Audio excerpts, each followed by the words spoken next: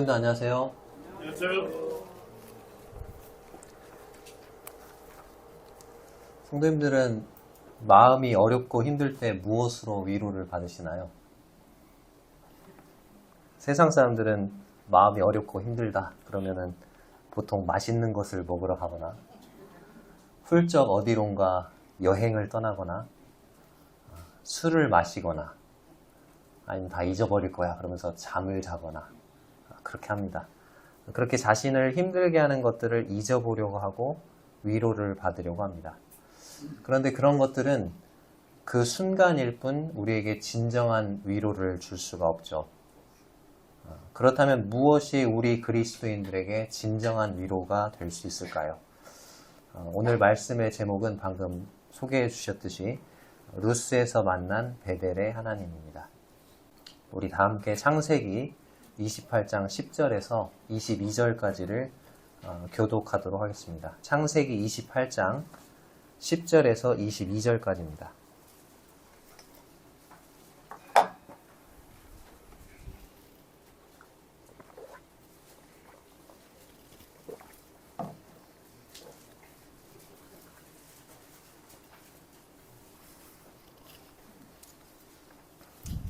구약성경 40쪽입니다.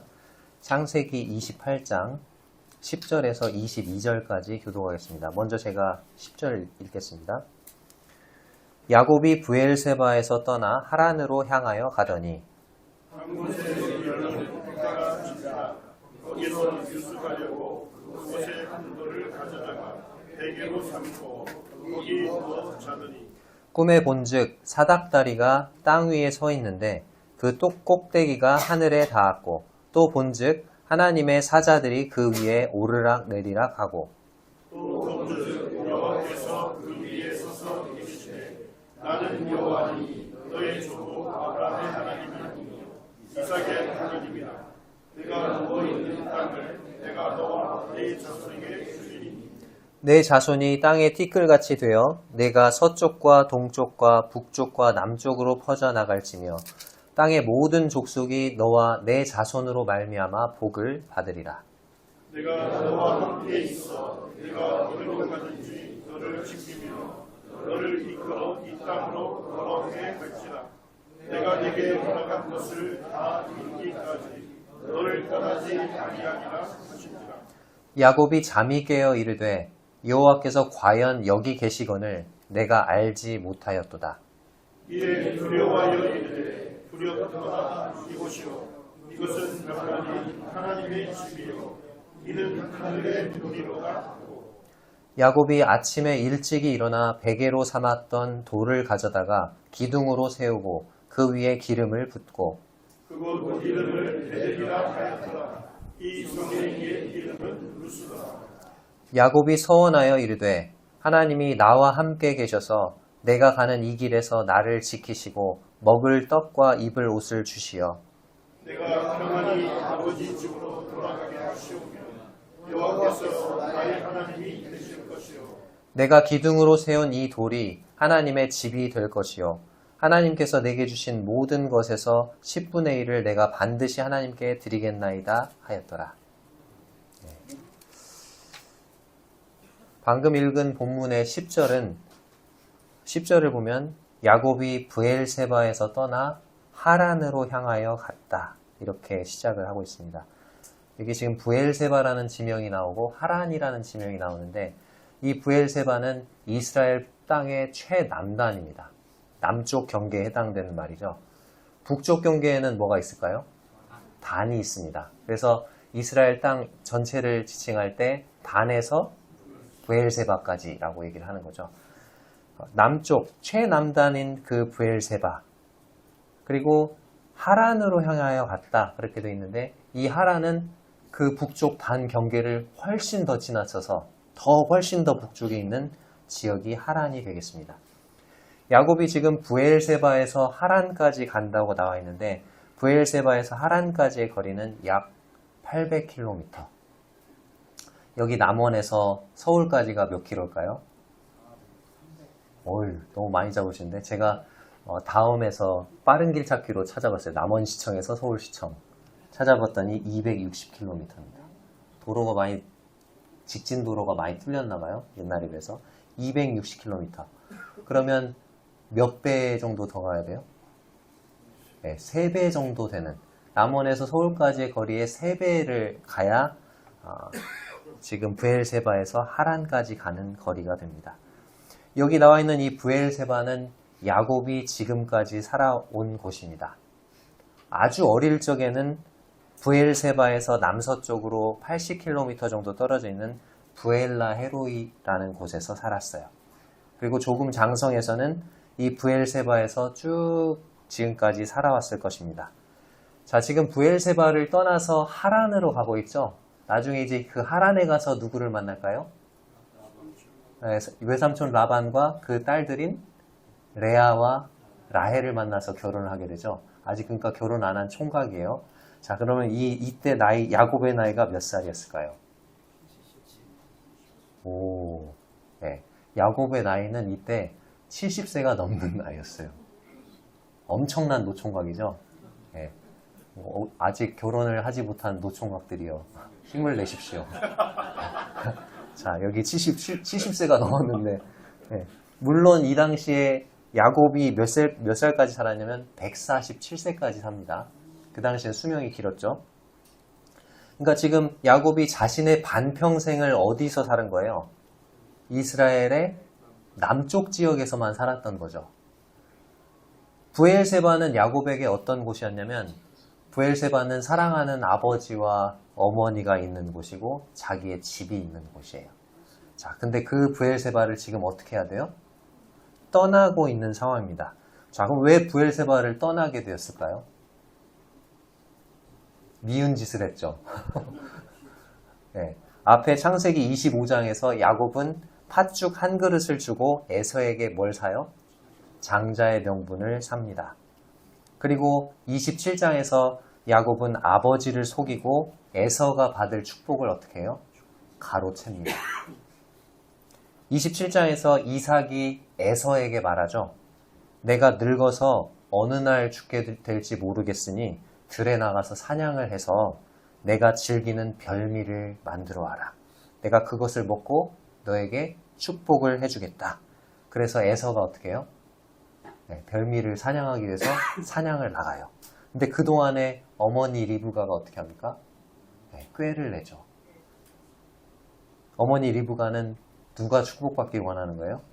네, 야곱이 축복받길 원하는 거예요. 더 좋아하는 자식이 있어요. 아빠는 누구 좋아하고? 에서 좋아하고. 엄마는 누구 좋아하고? 야곱 좋아하고. 똑같이 쌍둥이인데. 자, 이렇게 편애하면 돼요, 안 돼요? 안 돼요. 자, 그래서 야곱에게 뭐라고 하냐면, 내가 별미를 만들어 줄 테니까 네가 형 대신 형인 척 해가지고 축복을 받아라. 그래서 야곱이 뭘 뒤집었어요? 네, 염소 가죽을 뒤집어 쓰고 에서인 척하고 형 에서의 축복을 빼앗습니다. 나중에 실상을 알게 된 에서가 이제 아버지 돌아가시기만 해봐. 그럼 어떻게 하겠다? 야곱을 죽여버리겠다. 그렇게 마음을 먹죠. 그것을 어머니 리브가가 듣습니다. 그래서 야곱이 이 형 에서를 피해서 어디로 가라고 하는 거예요? 하란으로. 자기의 오빠인 야곱에게는 외삼촌이죠. 외삼촌 라반이 있는 그 하란으로 가라고 한 것입니다. 야곱이 하란에 가본 적이 있었을까요? 네, 없었습니다. 야곱은 하란에 가본 적이 없습니다. 외삼촌 라반을 만난 적도 없습니다. 하란까지 어떻게 가야 할지 막막했을 것입니다. 당시에는 지도도 없었을 것이고 오늘과 같이 흔한 내비게이션도 없습니다. 자동차도 없고 자전거도 없어요. 무조건 어떻게 가야 돼요? 걸어가야 돼요. 자, 이 길은 즐거운 길입니까? 아니요. 피난길입니다. 죽음의 위험을 피해서 도망가는 두려운 길입니다.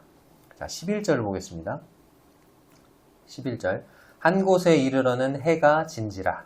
거기서 유숙하려고 그곳에 한 돌을 가져다가 베개로 삼고 거기 누워 자더니. 자, 정신없이 오다가 한 곳에 도착했어요. 그런데 이 도착한 이 한 곳이 어디입니까? 19절에 보니까 그곳을 이름하여 뭐라고 불렀다고요? 베델이라고 했다고 그랬죠. 이곳이 베델입니다. 자, 그러면 브엘세바에서 출발을 해가지고 날이 저물어서 딱 어느 한 곳에 도착했더니 그곳 이름이 베델인데 브엘세바에서 베델까지 거리가 얼마일까요? 약 90km. 90km. 자, 브엘세바에서 아침 일찍 출발했겠죠? 그죠? 아침 일찍 출발을 했는데 해가 질 때 어디 도착했다고요? 베델에 도착했다는 것입니다. 자, 보통 사람이 1시간에 몇 킬로를 걸을까요? 4km를 걷습니다. 중간에 점심을 먹는다고 치고 오전에 4시간, 오후에 4시간을 걷는다고 계산하면 총 하루에 8시간을 걷게 됩니다. 그러면 하루 동안의 평균 이동거리가 몇 킬로가 될까요? 48에 32. 그래서 약 30km가 되죠. 성경에서 하룻길이다. 그러면 보통 30km를 칭합니다. 자, 근데 야곱은 하루 동안에 몇 킬로 이동했다고요? 보통 하루길이 몇 킬로예요? 30km인데 야곱은 몇 킬로 이동했다고요? 브엘세바에서 베델까지? 90km를 이동한 겁니다. 그러니까 평소에 보통 사람이 이동하는 거리보다 약 몇 배를 이동했어요? 3배. 자, 그럼 야곱이 걸어갔다는 말입니까? 뛰어갔다는 말입니까? 네, 엄청나게 뛰어간 거죠. 자, 왜 뛰어갔을까요?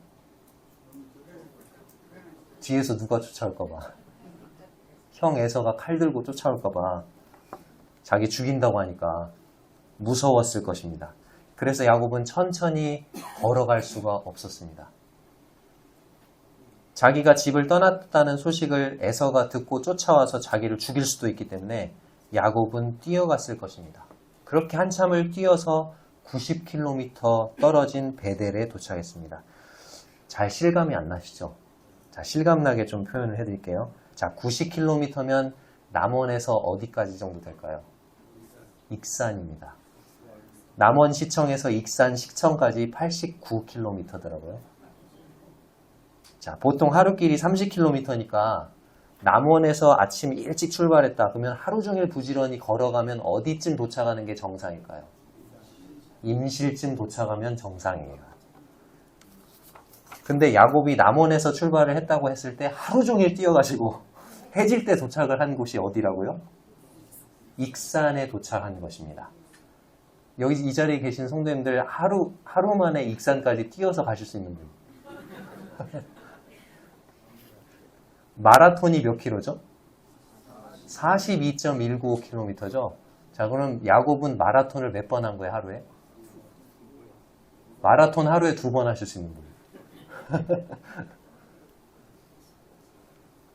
얼마나 피곤하고 지쳤을까요? 얼마나 두렵고 무서웠을까요?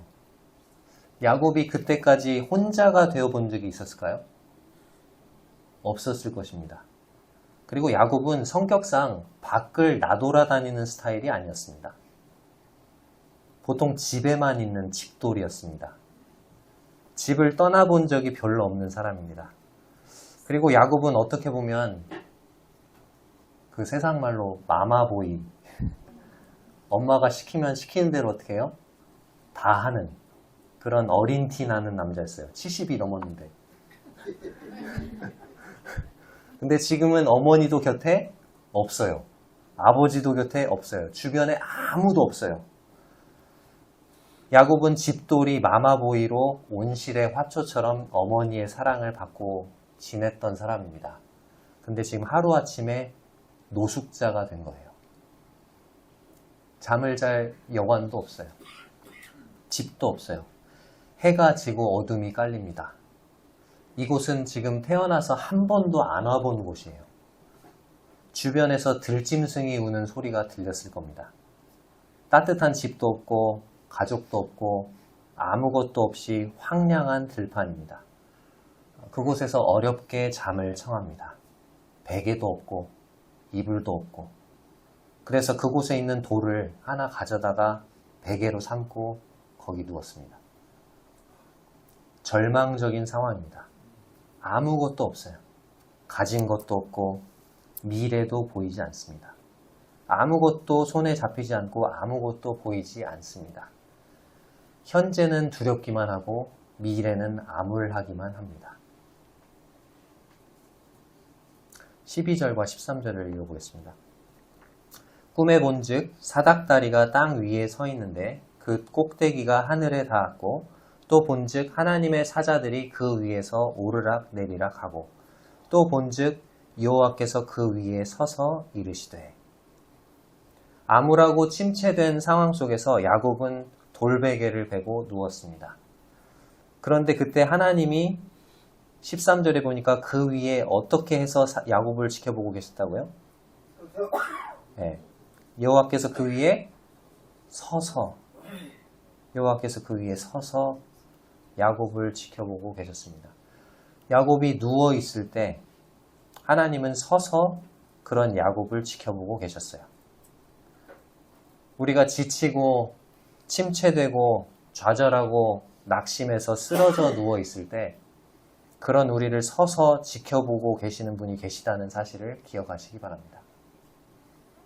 아무것도 의지할 것이 없다고 느껴질 그때 그분은 우리에게 자신을 드러내십니다.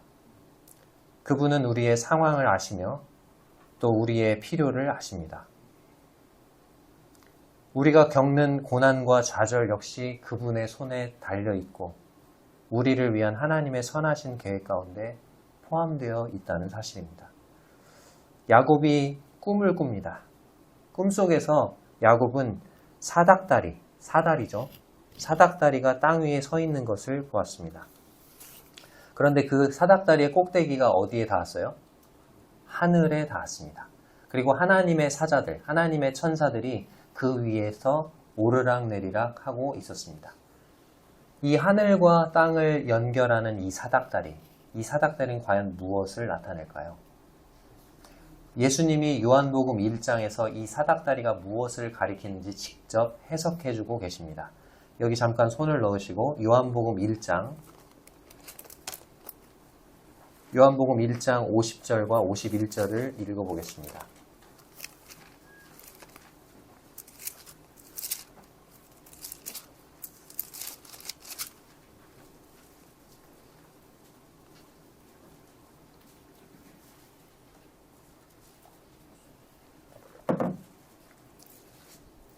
신약성경 144쪽입니다. 요한복음 1장 50절과 51절입니다. 같이 읽어볼까요? 시작. 예수께서 대답하여 이르시되 내가 너를 무화과 나무 아래에서 보았다 함으로 믿느냐? 이보다 더 큰 일을 보리라. 또 이르시되 진실로 진실로 너희에게 이르노니 하늘이 열리고 하나님의 사자들이 인자 위에 오르락 내리락 하는 것을 보리라 하시니라. 자, 나다나엘을 만났을 때 예수님이 하신 말씀인데요. 51절을 보니까 아까 창세기 28장에서는 사닥다리가 있었고 하늘과 땅을 연결한 사닥다리가 있었고 그 사닥다리 위에 하나님의 사자들이 오르락 내리락 했는데 이 요한복음 1장에서는 누구 위에 하나님의 사자들이 오르락 내리락 한다고 하고 있습니까? 인자 위에. 인자가 누굴까요? 네, 바로 예수 그리스도.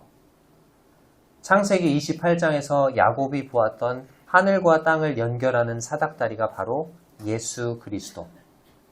하나님과 사람 사이의 유일한 중보자가 누구십니까? 예수 그리스도이십니다. 요한복음 14장 6절에서 주님 말씀하시죠. 내가 곧 길이요 진리요 생명이니 나로 말미암지 않고는 아버지께로 올 자가 없느니라. 하늘과 땅을 연결할 수 있는 유일한 사닥다리, 그분은 바로 예수 그리스도이십니다. 이 놀라운 광경을 지금 야곱에게 보여주고 계시는 거예요. 다시 본문으로 돌아가겠습니다.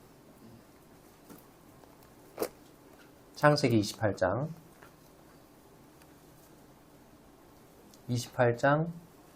13절과 14절을 제가 읽어보겠습니다.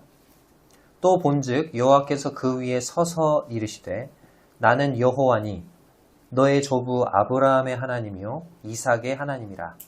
내가 누워있는 땅을 내가 너와 내 자손에게 주리니 내 자손이 땅의 티끌같이 되어 내가 서쪽과 동쪽과 북쪽과 남쪽으로 퍼져나갈지며 땅의 모든 족속이 너와 내 자손으로 말미암아 복을 받으리라. 야곱에게 놀라운 광경을 보여주셨던 하나님이 이번에는 야곱에게 놀라운 음성을 들려주십니다. 하나님이 야곱에게 나타나셔서 지금 야곱에게 진정 그에게 필요한 말씀을 들려주시는데, 이제 야곱은 자신의 할아버지 아브라함과 또 자신의 아버지 이삭의 하나님이 아니라 야곱의 하나님, 즉 자신의 하나님을 만난 거죠. 선지자 사무엘이 하나님의 음성을 처음 들었던 순간을 기억하시나요?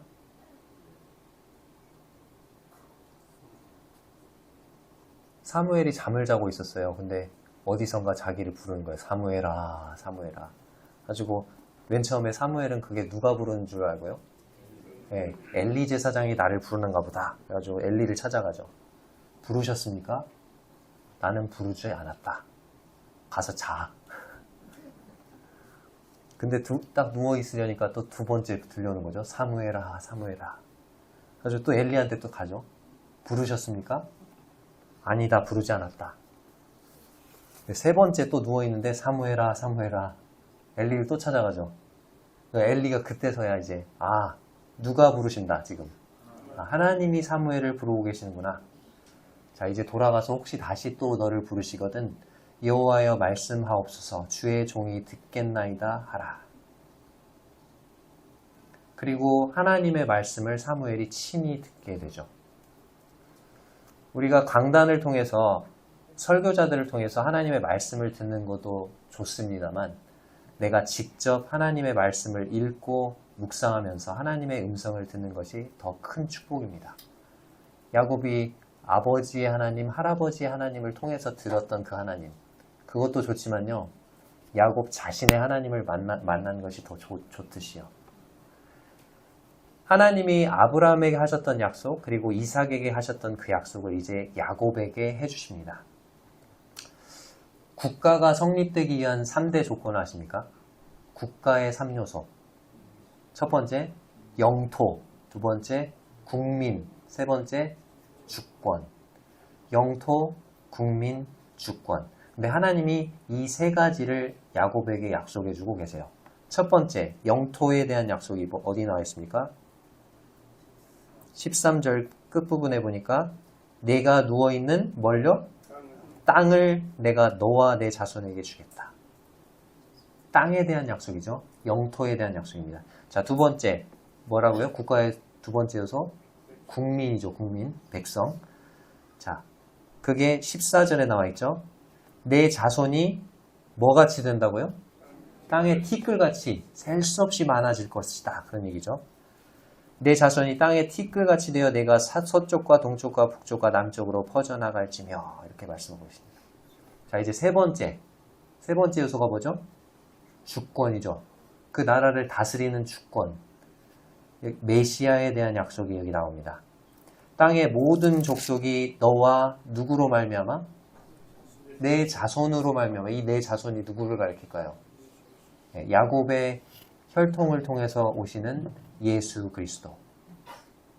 내 자손으로 말미암아 복을 받으리라. 하나님께서 야곱에게 영토와 국민과 주권에 대한 약속을 해주세요. 그러니까 이 약속은 이스라엘 국가를 염두에 두고 야곱에게 약속하신 약속인 것입니다. 이 야곱의 이름이 나중에 뭘로 바뀌죠? 이스라엘로 바뀝니다. 지금은 야곱 한 사람이지만 이 야곱 한 사람을 통해서 이스라엘의 12지파가 나오게 되죠. 그리고 이스라엘은 가족에서 국가가 됩니다. 이 웅대한 그 계획을 하나님께서 야곱에게 보여주시는 거예요. 이제 15절에 보면 개인적인 약속이 나와 있습니다. 어떻게 보면 지금 절망적인 야곱의 상황에서 이 15절의 약속이 야곱에게 가장 필요한 약속이었을지도 모릅니다. 15절을 제가 읽겠습니다. 내가 너와 함께 있어 내가 어디로 가든지 너를 지키며 너를 이끌어 이 땅으로 돌아오게 할지라. 내가 내게 허락한 것을 다 이루기까지 너를 떠나지 아니하리라 하신지라. 자, 세 가지를 약속해 주시죠. 세 가지 개인적인 약속. 첫 번째, 어떻게 하겠다? 내가 너와 함께 있어 네가 어디로 가든지 너를 지켜주겠다. 자, 두 번째 약속이 뭡니까? 너를 이끌어서 이 땅으로 돌아오게 하겠다. 네가 지금 하란으로 가지만 다시 이 땅으로, 이 가나안 땅, 이 이스라엘 땅으로 돌아오게 한다. 자, 세 번째가 뭡니까? 내가 내게 허락한 것을 다 이루기까지 너를 떠나지 않겠다. 내가 어딘지 모르는 그런 곳으로 가고 있는 상황이에요. 두렵고 힘들고 막막해요. 그런 상황에서 나에게 가장 좋은 약속이 뭘까요? 내가 너에게 이것을 줄게, 저것을 줄게. 네가 가는 길에 필요한 것들을 이것도 주고 저것도 줄게. 지혜도 주고 능력도 주고 힘도 줄게. 물론 그것도 좋은 약속입니다. 그러나 그것보다도 훨씬 더 좋은 약속, 훨씬 우리를 든든하게 해주는 약속이 뭘까요? 내가 너와 함께 가줄게. 네 길 막막하니까 내가 너의 길을 인도해 줄게. 너를 떠나지 않을게. 야곱이 받은 약속이 바로 그것이었습니다. 첫 번째 약속, 내가 너와 함께 있겠다. 네가 어디로 가든지 너를 지켜주겠다. 두 번째 약속, 내가 너의 길을 인도해 주겠다. 그리고 이 땅으로 다시 돌아오게 하겠다. 세 번째, 내가 너를 떠나지 않겠다. 근데 예수님도 마태복음 28장에서 제자들을 온 족속에게 보내시면서 그렇게 약속하시죠. 하늘과 땅의 모든 권세를 내게 주셨으니 그러므로 너희는 가서 모든 민족을 제자로 삼아 아버지와 아들과 성령의 이름으로 세례를 베풀고 내가 너희에게 분부한 모든 것을 가르쳐 지키게 하라. 그리고 끝나나요? 그 다음에 약속을 하시잖아요. 뭐라고요? 볼지어다. 내가 세상 끝날까지 너희와 항상 함께 있으리라 하시니라. 제자들을 온 족속에게 보내시면서 예수님이 이렇게 말씀하신 거예요. 모든 민족에게 가라. 하늘과 땅의 모든 권세를 내게 주셨으니까 내가 너희에게 필요한 모든 권세와 능력을 주겠다. 물론 그것도 필요하죠. 근데 더 중요한 거, 제자들에게 더 힘이 되는 말씀이 뭐였을까요? 모든 권세와 능력을 너에게 줄게. 가. 난 안 가. 그게 아니고 가 하고 뭐라고 해요? 보내면서 뭐라고 하세요? 그리고 나도 너희와 함께 갈게. 너희와 항상 함께 있을게. 그러니 걱정하지 마. 그렇게 말씀하신 거죠. 다시 이제 야곱의 상황으로 돌아가서 곁에는 아무도 없고 내가 의지할 사람도 없고 미래는 불확실하고 불투명하게 보이는 그런 상황에서 야곱에게 가장 힘이 되고 위로가 되는 약속의 말씀이 무엇입니까? 누가 함께 해주시겠다? 네, 바로 하나님이 함께 해주시겠다는 약속입니다. 내가 너를 지켜줄게. 내가 너를 인도해줄게. 내가 너를 떠나지 않을게. 바로 그 약속이죠. 근데 이 야곱이 받은 이 약속은 바로 우리가 받은 약속이잖아요.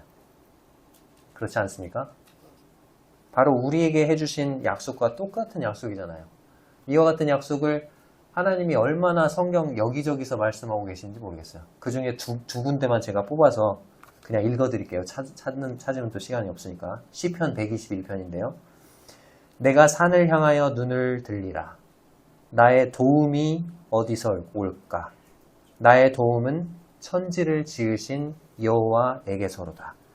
여호와께서 너를 실족하지 아니하게 하시며 너를 지키시는 이가 졸지 아니하시리로다. 이스라엘을 지키시는 이는 졸지도 아니하시고 주무시지도 아니하시리로다. 여호와는 너를 지키시는 이시라. 여호와께서 내 오른쪽에서 내 그늘이 되시나니 낮에 해가 너를 상하게 하지 아니하며 밤의 달도 너를 해치지 아니하리로다. 여호와께서 너를 지켜 모든 환난을 면하게 하시며 또 내 영혼을 지키시리로다. 여호와께서 너의 출입을 지금부터 영원까지 지키시리로다. 많이 반복되는 단어가 뭔 것 같아요? 지키시리로다. 또 도움. 하나님이 우리를 도와주시겠다고 하시잖아요. 하나님이 지켜주시겠다고 하시잖아요. 야곱에게 하셨던 것과 비슷한 말씀이죠. 시편 23편 제가 또 읽어볼게요. 여호와는 나의 목자시니 내게 부족함이 없으리로다. 그가 나를 푸른 풀밭에 누이시며 쉴만한 물가로 뭐 한다고요? 인도하시는도다. 내 영혼을 소생시키시고 자기 이름을 위하여 의의 길로 인도하시는도다. 내가 사망의 음침한 골짜기로 다닐지라도 해를 두려워하지 않을 것은 주께서 나와 함께 하시니라. 주의 지팡이와 막대기가 나를 안위하시나이다. 지킨다는 얘기죠.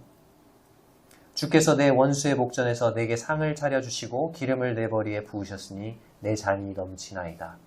내 평생의 선하심과 인자하심이 반드시 나를 따르리니 내가 여호와의 집에 영원히 살리로다. 똑같은 약속들이죠. 내가 너와 함께 있을게. 내가 너를 인도하고 지켜줄게. 너를 떠나지 않을게. 그 약속이잖아요. 자, 이제 창세기 28장 본문 16절에 돌아와서요. 16절과 17절 제가 읽어보겠습니다. 야곱이 잠이 깨어 이르되 여호와께서 과연 여기 계시거늘 내가 알지 못하였도다. 이에 두려워하여 이르되 두렵도다 이곳이여 이것은 다름 아닌 하나님의 집이요 이는 하늘의 문이로다 하고. 야곱이 잠에서 깨어 일어났을 때 야곱의 주위 상황이 변했나요? 주위 상황은 변한 게 하나도 없었어요. 어제하고 똑같은 상황이에요. 그냥 빈들이에요. 아무것도 없어요. 주위에 아무 사람도 없어요. 근데 상황은 잠을 자기 전이나 잠에서 깬 후나 그 상황은 똑같았는데 야곱의 시각이 달라졌습니다. 황량하고 무서웠던 들판에 불과했던 그곳이 이제는 하나님이 계시는 집이 되었습니다. 하나님을 빼고 자신의 상황을 보면 절망적이었었는데 이제는 자신과 함께 하시는 하나님을 발견하게 되었습니다. 절망적이었던 그 장소가 이제는 하나님이 계시며 그렇기에 하나님을 예배하는 장소로 바뀐 것입니다. 그리고 17절에 보니까 두려워했다고 나와 있죠. 이에 두려워하여 이르되 두렵도다. 그런데 이 두려움은 어젯밤 베델에 도착했을 때의 두려움과는 다른 종류의 두려움이었습니다. 베델에 도착했을 때의 두려움은 형 에서의 위협에 대한 두려움, 곁에 아무것도 없고 아무 의지할 사람 하나도 없는 것에 대한 두려움, 막막한 미래에 대한 두려움이었습니다. 그러나 이 17절에 나오는 이 두려움은 하나님을 향한 경외감에서 나오는 두려움이었어요. 이곳에 하나님이 계시는구나. 내가 가는 이 길에 하나님이 계시는구나. 하나님은 어디에나 계시는구나. 하나님이 나와 함께 하시는구나. 이것을 깨달았을 때 야곱이 보인 반응은 바로 경배였어요. 예배였어요. 참된 자각은 우리를 참된 예배로 이끕니다. 18절과 19절을 읽어보겠습니다. 같이 읽어볼까요? 18절, 19절. 시작. 야곱이 아침에 일찍이 일어나 베개로 삼았던 돌을 가져다가 기둥으로 세우고 그 위에 기름을 붓고 그곳 이름을 베델이라 하였더라. 이 성의 옛 이름은 루스더라. 야곱이 아침에 일찍 일어납니다. 그리고 자기가 베개로 베고 잤던 그 돌을 가져다가 기둥으로 세웁니다. 자신에게 나타나신 하나님을 기념하기 위해서 그렇게 했겠죠. 그리고 그 위에 기름을 붓습니다. 하나님을 예배하는 행위죠. 그리고 나서 그곳 이름을 뭐라고 지었습니까? 베델이라고 지었습니다. 히브리어에서 벳은 집이란 뜻입니다. 엘은 하나님이란 뜻이에요. 벳엘은 뭘까요, 그러면? 하나님의 집입니다. 그런데 원래 그 성의 옛 이름이 뭐라고요? 루스입니다. 루스가 베델로 변했습니다. 상황은 바뀌지 않았어요. 그런데 야곱의 시야가 달라진 거죠. 그래서 루스였던 그곳이 베델로 바뀌었습니다. 그러면 이 루스라는 이름의 뜻은 무엇일까요? 루스는 빗나가다, 길을 잘못 들다, 길을 잃어버리다 라는 뜻입니다. 우리도 인생에서 루스를 만날 때가 있습니다. 내가 목표했던 지점에서 한참 빗나간 것 같은 그런 때가 있습니다. 길을 잘못 든 것 같고 길을 잃어버린 것과 같은 때가 있습니다. 그런데 바로 그때가 하나님이 자신을 드러내시는 때입니다. 아무 의지할 곳도 없고 나 혼자라고 생각될 때, 어디로 나아가야 할지 막막할 그때 하나님이 우리를 만나 주십니다. 그리고 루스를 베델로 변화시켜 주십니다. 야곱아, 걱정 말아라. 내가 너와 함께 할게. 네 곁에 아무도 없는 것 같이 느껴지겠지만 나는 네 곁에 있단다. 암울해 보이는 미래, 그 미래에 내가 함께 할게. 내가 너를 지켜주고 보호해 줄게. 너의 길을 인도해 줄게. 하나님 말씀하시는 거예요. 20절에서 22절까지 야곱의 기도가 나옵니다. 그런데 지금 20절에서 22절까지 야곱이 기도한 것은 바로 조금 전에 하나님이 하셨던 그 약속을 그대로 반복한 것이었어요. 즉, 기도는 하나님이 약속하신 것을 반복하는 거예요. 진정한 기도는 나의 뜻을 말씀드리는 게 아니고 누구의 뜻을요? 하나님의 뜻을 구하는 것입니다. 20절부터 22절 보겠습니다. 읽어보겠습니다. 야곱이 서원하여 이르되 하나님이 나와 어떻게 계셔서요? 함께 계셔서 내가 가는 이 길에서 나를 어떻게 해요? 지키시고 먹을 떡과 입을 옷을 주시어 21절 내가 평안히 어떻게 해요? 아버지 집으로 돌아오게 하시오면 하나님이 말씀하셨던 약속하고 똑같죠? 여호와께서 나의 하나님이 되실 것이요 내가 기둥으로 세운 이 돌이 하나님의 집이 될 것이요 하나님께서 내게 주신 모든 것에서 10분의 1을 내가 반드시 하나님께 드리겠나이다 하였더라. 15절에 나와 있었던 그 하나님의 약속과 비교를 했을 때 똑같은 것을 기도하고 있죠. 하나님이 아까 약속하셨잖아요. 내가 너와 함께 있겠다. 네가 어디로 가든지 너를 지켜주겠다. 내가 너의 길을 인도해 주겠다. 그리고 이 땅으로 다시 돌아오게 하겠다. 내가 너를 떠나지 않겠다. 야곱은 하나님의 약속을 그대로 반복해서 기도합니다. 그리고 서원합니다. 자, 그러면 하나님이 하신 그 약속을 야곱에게 그대로 다 지키셨을까요? 하나님이 야곱과 함께 계셨습니까? 네, 맞습니다. 자, 그리고 그가 가는 길에서 그를 지켜주셨습니까? 네, 맞습니다. 그리고 평안히 아버지 집으로 돌아오게 하셨나요? 네, 그렇습니다. 야곱은 이때는 잘 몰랐을 거예요. 내가 과연 형 에서의 위협에서 살아남을 수 있을까? 이 불확실한 미래 가운데 지금 나는 노숙자인데 내가 먹고 살 수는 있을까?